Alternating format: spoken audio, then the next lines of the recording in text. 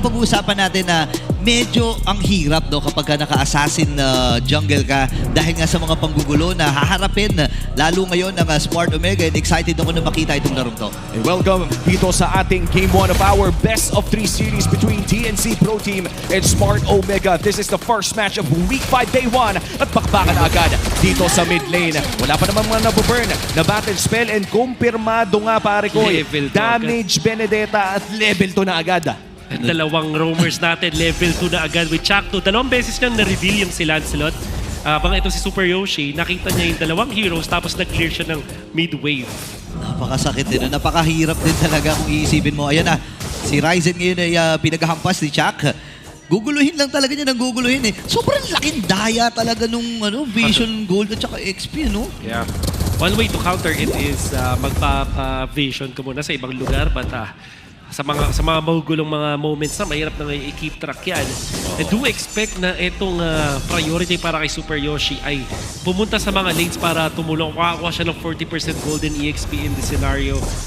Parang mayroon talagang ito, I'm not kidding, mayroon double lane na rin ang mga roamers. Oo. Ito na rin nandito na tayo sa meta na mukhang kailangan na rediscover ng ating mga roamers kung paano nga ba yung mga optimal na mga gagawin sa loob ng ating mapa. And so far, mukhang nag-iingat ang parehas na kupunan dahil wala pa tayong nakikita ng mga malalaking trade in terms of damages. Eh, no, may mga pag-alalay na nga na ginagawa si Chaka. Kasi ang goal lang naman niya ay makapag-reveal ng hero, pero may re-reveal ata itong si Zaida, si Hachi. Na-force kagad yung flicker, napaka-agad ito. Lalo't pasimula na rin naman yung unang pag-go ng laban na pinipwestohan na rin ang TNC. Oo, sakto. Level 4 na rin ang ating mga XP laners at level 4 na rin ang ating mga mid. Pero mukhang may 3v1 na magaganap dito sa baba. Okay, atras muna si Trimar. Pero si James ay humaharap. Nagamit na rin yung ultimate mula kay Trimar. Pero si Chakmo niyayakap lang si Ryzen na miss ata niya. At lalayo na rin itong si Ryzen at malayang pagong para dito sa TNC Pro Team. Pero may sima din na ginawa ay Super Yoshi. Pero mabubuhay pa rin ang mababa na kanilang buhay. Zaida with that first blood. Maabot na ba yung purple? Hindi. Makuha pa rin yun ni Ryzen pero nailamang ng TNC. Laking bagay na para sa side ng TNC kasi katulad nung week number 1, nung ginawa to ng Omega, nung hindi nag-contest si Ryzen, doon sa objective, nagnakaw siya. Pero ang ginawa dito ng TNC, nakakuha sila ng isang kill.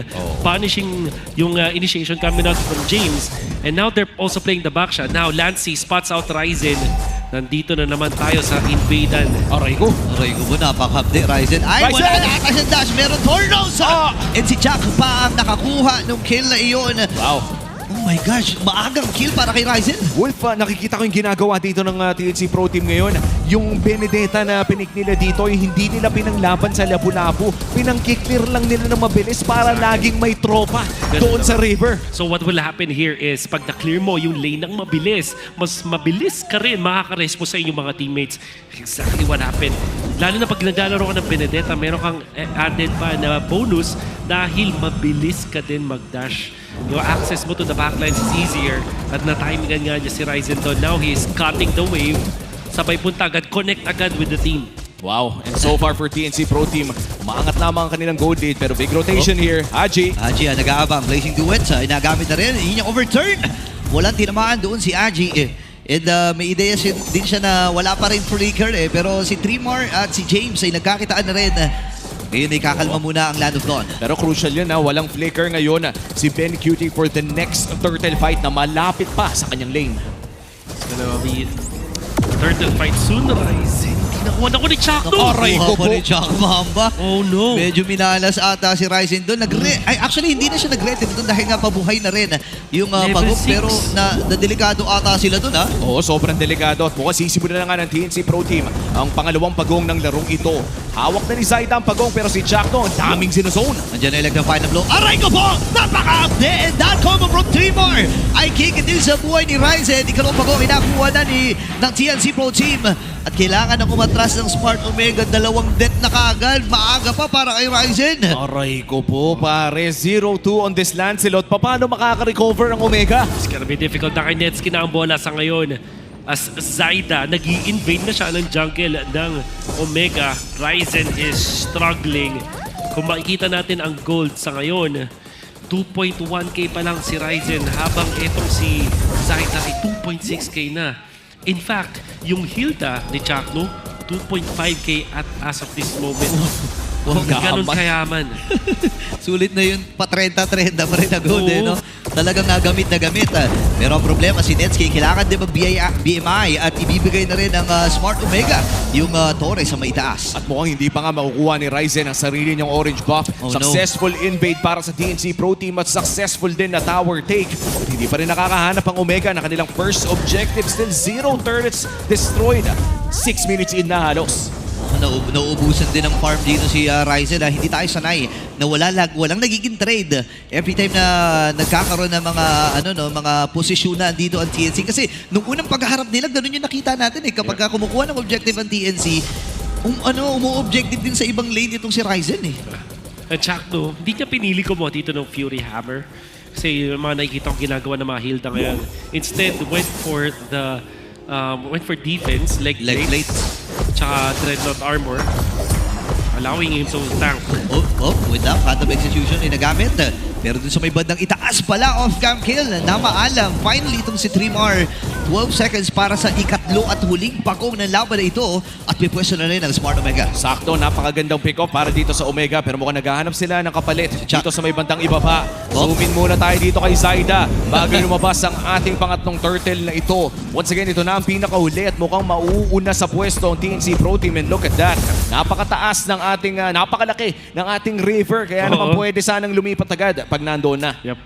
And isa pang added change dyan, like I said kanina, 30 seconds after the objective, mayroon ka pa rin movement speed boost doon sa may river. So TNC, after this turtle take, pwede silang humanap ng ganap pa. Alam mo kung meron pang ang purple buff, pwede pang puntahan kung naaabutan Kaya lang, ang nagiging problema dito, pagulong-gulong na ang CNC at pupunta ata sila sa ibaba. Oo, yun na nga. Dahil nga sa napakabilis na movement speed mula sa expanded na river, Ayan, ay may laban agad dito sa baba. Okay, Ryzen, doon yung mga tornos niya, pero kailangan niya naman atras. Tapak Cyclone Eye. So may bandalikon si James, nag-aabag din ang pagkakataon. Paubos na rin ang mga minions sila. Zaida ay sasaluhin na itong si Ryzen at nagamit na rin James, hindi tumama yung kanyang landshaker, pero siya tatamaan dito. Jackton, ako, pinagkakarate na. Itong si James, taatras muna dito ang barangay, pero walang magkakamatayan. Mukhang tutuloy lamang nila ang push dito sa baba. Makakapag-recall naman ng isa pero mukhang si Haji ay mapipilitang umalis. As a third goes down dito sa may bandang bottom lane at rekta nakaw para dito sa TNC Pro Team. Ang hirap na nangyayari dito para sa Smart Omega at nakapatay pa! Si Lance, si Haji ang napuruan, hindi siya nakapag-flicker at hindi underestimate yung damage. The burst kami nun for TNC. Siyempre may Kimi na the second skill, yung malakas na stun after the stun from Hilda. Now, pupush na ang TNC. Oh no, pero mabilis lang naman din na papatayin yung catapult na natira. Grabe yung ginagawa ng TNC dito, Hindi na pinapahinga etong members ng Omega as Ryzen has been famished talaga. Hindi na binibigyan dito ng farming space. 3.2k na ang lamang ng TNC. Isang bagay na hindi masyado din na-highlight dahil dun sa mga changes is yung comeback gold. Hindi na ganun kataas. Oy, wait lang, nag-trigger pero yun yung overturn ay nagamit ni Haji. At dapat ay natin si Benny Kindig ay lalaban na rin ng CNC Pro Team. Kailangan magkatrasan ng Omega. Pero mapasok si Ryzen. Meron pa ba siyang kits? May Phantom Execution pa naman siya by the way. Pero hindi niya na-deploy. 3 more. Nakasipa din Super Yoshi. Pero kakayanin niya ba? Kalahati ng kanyang buhay. Pero napakaraming dash. Yun ang magliligtas sa kanya ngayon. Yung Lord ay available na rin. Si Benny Cutie lang ang nabigyan sa sequence na yun. Still a small win para dito sa Omega. Pero mukhang sisimulan na rin ng TNC Pro Team ang Lord na ito. At kung nakikita nyo ang mapa, hindi nyo kailangan mag-alala. Lahat ata ay makaka-respond dito. Yeah, kayang-kaya din naman. Still, big advantage para sa TNC. But going back to sa sinasabi ko, yung comeback potential kapag nag-farm ka lang, hindi na kasing taas as before. Kasi reduce na yung nakuha mong gold sa minions as well as creeps. Sa ngayon, sa meta natin, sa patch natin, kailangan mong tumimfight at makakuha ng kill. Wait! Nagamit pero 3v1 na magiging action! Nandun yung burst mula sa Smart Omega pero meron din counter engage mula dito sa TNC sa may bandang itaas. Nagamit yung buong previous fighter pero binigyan yung damage. Oh no, Lancy! Kailangan matras natin si Lancy! At mapapatay din ni Ryzen! Lalaban na ka ang Smart Omega dito, patras si Zaida. Pero si Ryzen ay nakadalawa na, Chato with the flicker. Hahabol pa rin nata si Ryzen dito, meron pa siyang puncture. Pero ang goal lamang nila ay bugawin si Chaka. 3 miyembro tumumba para sa TNC. Nako, it's a disaster para sa TNC Pro Team. Agaran nga natin ang kanilang gold dito. Mukhang si Chakno ibibigyan na rin. Haji ngayon, babatuan siya ng payong at yung Brave Spider ang PPP sa kanya. At Lord secured pa nga ata. Napakabilis ng mga pangyayari dito at mabilisan din. Nilang kukunin, hindi na nagsayang nangangasandali ang pagkakataon dito ng Smart Omega habang wala itong si Zaida. Laking bagay na yung TNC sa mga main damage dealers nila. The Benedetta was not in that fight. Nakipaglaban dun sa may gilid at hindi rin naging successful yung kanyang mission. In fact, siya yung napatumba. And then Ryzen, MVP of that fight.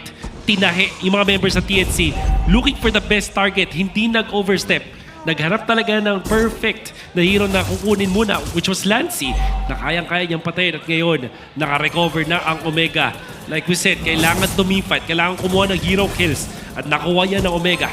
Men, nung nakita ko yung 3v1 na angle, pag Benedetta ka kasi alam mo kaya mo sana makatakas sa ganun. Yeah. Kaso nga lang yung buong combo ni Haji, nabato na rin at kung titignan natin yung mapa, ay nandoon nga yung expanding rivers kaya naman naka-respond agad Exactly. ang side ng Omega doon sa ating Lord area at sisilipin natin ang ating Infinix in-game equipment. Looking at the items right now, Wolf, ito na ba yung oras kung saan masasabi natin na may edge na ang Omega? Yes, and interestingly, ang second item na binuo dito ni Ryzen ay defensive item, brute force breastplate. Di niya binuo yung next item doon sa Fury Hammer. Going in for casual damage items, War Axe, brute force breastplate. Alam niya, naiintindihan niya na medyo kailangan niyang tumangke dito sa laban na to. Okay, ngayon hahawakan muna ng CNC ito. Super Yoshi yung umaamba. Maglilinis muna ng mga farm dito ang Smart Omega at ito yung kailangan nilang gawin. Hindi man nila fully na maximize yung Lord na yun. At least, kahit papaano ay alam nila na masikip na ang mapa ng CNC. At mukhang magkakat pa nga dito si Trimar pero hindi na makapasok muli sa loob ng jungle ng Omega and TNC. At mukhang huhuliin pa nga dito, makakapag-eye for an eye naman palayo. Pero 70% ng mapa ay kontrolado na ng barangay. Kung kanina ay hawak ng TNC Pro Team ang 2,000 kalamangan, ngayon naman hawak na ito ng barangay. Napakabilis ng mga pagbabago na nangyayari dito. And si Kenzie ngayon, nasabi ni Wolf kanina na medyo malaki na ang, may chance na may edge na dito ang Smart Omega. Kailangan hanapin ng TNC ngayon ang tamang timing nila. Oo. Kailangan nila si Trimar dun sa team fights. Hindi pwedeng sumisplit push lang siya. Although alam natin na ang Benedetta ay Yun hero talaga na eh. yun yung strength niya. However, by choosing the Bruno, naging single target damage ang choice ng TNC. Pati naman itong Kimi, kung hindi lang naman talaga nag-group up yung kalaban, technically single target pa rin yan. So they definitely need etong Benedetta to supplement the extra damage. Kasi nakita natin nagsusurvive yung mga members ng Omega. Kahit si Super Yoshi, matapang na siyang sumisipa. Dahil alam niyang hindi siya mapapunish. Napakalakas din kasi ng sustain at mga pantakas na mayroon dito ang side ng Omega pero nagbabadyang malaking teamfight dito. Si Jackdo ay sisipain. Dako din dito ang Smart Omega. Si Diva si Chakno pero buhay pa rin. Kalahati kanya buhay. Flicker nagamit din. Pero din Phantom Execution. Tatapusin pa dito ni Zaida. Ryzen. Atrasan mo na sila. Zaida ay nandun din. Si Trimar i-split na naman. Doon sa may bandang ibaba. Lord ay available na rin. And si Ryzen ngayon. Aray ko muna. Pakasakit yung Tornos. Kalahati kagad yung buhay ni Lancy. Magre-replenish pa siya dito. Hindi. Nag-flow lamang sa may bandang ibaba. Dito si Trimar. At kakalas muna. Magkabilang panig. At dito natin makikita no, kung gaano kalaki ang epekto ng expanding rivers. Biruin mo men, ang bilis ng pag-rotate nila sa baba para lamang mag-clear. And surely, enough yung movement speed para makabalik dito sa laban sa Lord. Naku, rakrakan na talaga to ha. Nangangalahati na yung buhay ng Lord. Ngayon si Dreamer kailangan matras. Kung sila gamit Super Yoshi, meron siyang pansipa. Pero ang tanong ay sino ang kanyang sisipain? Tinry na nila si Chakno kanina na sipain. Bitin yung kanilang damage. Ngayong round number 2, pwede bang si Chakno muli ang kanilang sipain? Pero Oh, si Dreamer no! ang na niya. Napaalam sa kamay ni Haji at ni Netsky. Ngayon libre ata tong Lord na to. Bitin sila sa mga sa numero. And unfortunately para kay Trimar, CC immune nga naman siya but he is not damage immune. At overload ang Omega with that Kaagura. Nakita natin yung pagkakagamit dito ng Omega ng Lord at yung threat ng pag-Lord dance nila. And syempre yung expanding rivers na kung gaano sila kabilis mag-clear ng mga side lanes, bigla na lang nandun sila sa may top. punishing 3 Martizi. Unfortunately, para sa TNC, nabura na talaga yung early game lead nila. Pangalawang beses na rin na nahuli doon si Trimar by Omega right before the Big Lord. At mukhang dedepensa na naman ang Phoenix Army dito against Omega with a 6,000 gold lead. Kinokontrol na ng barangay ang mga waves nila at mukhang may balak silang tapusin ang larong ito. Kompleto ang kanilang mga battle spells. Men, medyo magiging mahirap ito. Sabihin natin na may clear wave sila. Pero hindi kasi pang maramihan yung damage na magagamit Chakno! nila dito. Pero si Chakno na pa-flicker din. Ang gandang simula ata dito Oh, para no. sa Smart Omega. Oh, no. Pero tatawid mo na si Ryzen. Nakamuna naman! Buti nila may corner siya para maiwasan yung balat ng Torre ngayon. Ito na ba ang pagbawi at ang balat ng CNC Pro Team? Zaida, sinasunod lang yung damage mula kay Neski. Napakakti ng mga normalist. James dito papasok with the Kailan? Brave Spider. Itutuloy ba nila to? Lord ay nasa may bandang itaas pa. Chakno, hahawakan din lamang itong Lord at aatras na rin muna dito ang barangay. Kanina pa merong flicker. Ultimate ito si Super Yoshi. Even before that Lord fight started, kahit dun sa pitas nila or yung attempt nilang pitas si Chakno, meron siyang flicker nun pero hindi pa niya ginagamit. Minsan, just the threat of that flicker and the way of the dragon ay enough na para guluhin yung kanyang teammates. But how about that Ryzen?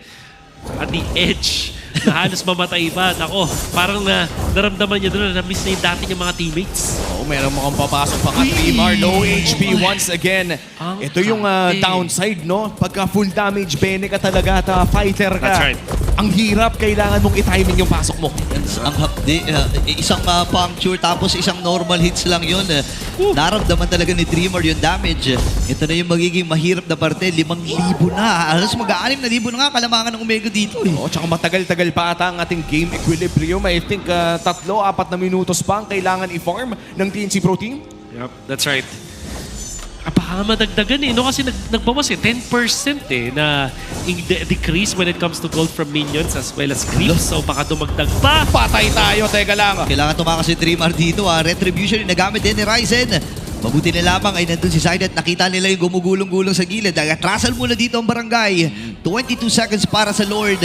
At hinahawakan pa rin ng barangay yung farm ng TNC. Grabe, ayaw na nila papasukin sa loob ng kanilang purple buff at mukhang hindi na nga ito i-risk ng Phoenix Army. 10 segundo bago lumabas ang ating sunod na Lord. Hindi pa naman ito Evolved Lord, pero kung hindi ito gagalawin ng 1 minuto, ay mukhang lalabas na nga yung Lord na may sungay. Yan ang tawag ng mga bata ngayon doon sa Lord na may ating sungay. Evolved Lord. Oo. Yun na pala, oo nga pala, no, nagbago rin yung itsura. 18, level 18 bata. This time, meron pa rin ng river flow na importante pa rin. Top lane is naturally gonna favor Omega dahil napushan nila yon. But like we said, the expanding rivers might change that. Pero sinaset up na ngayon ng Omega yung Lord fight. Okay. Half HP para dito sa Lord. Chakno nagbibigay ng vision. Reverse na ba ito ng Omega? Wait lang, papasok na nga ba sila dito? James, nauna na at makukuha na nga ng malaya. Dito ng Smart Omega ngayon. Combo mula kay Haji. Hindi sapat yung damage siya. Kailangan yung flicker. Habol pa rin dito. Flicker din ay papawi. aray At mo si po. Ryzen ay nakuha ng kill by Sino Manuel mula kay Nevsky. Ngayon ay mapapatid din dito si Martizi. Si James ang nakakuha ng kill. Benecute din nila at tinamaan pa ng payong. Kailangan na kumatin si Zaya pero hindi rin siya patatakasin pa at paatrasin ng bagong barangay. Nakadalawa pa si Haji bago linisin ang mga naganap. Mukhang tatapusin na nga ito ng Omega. 20 segundos pa bago lumabas ang TNC. Masyadong matagal ito at nagmamadali na rin ang bagong barangay para kunin ang game number 1. Magandang simula para sa bagong patch dito sa Omega. Say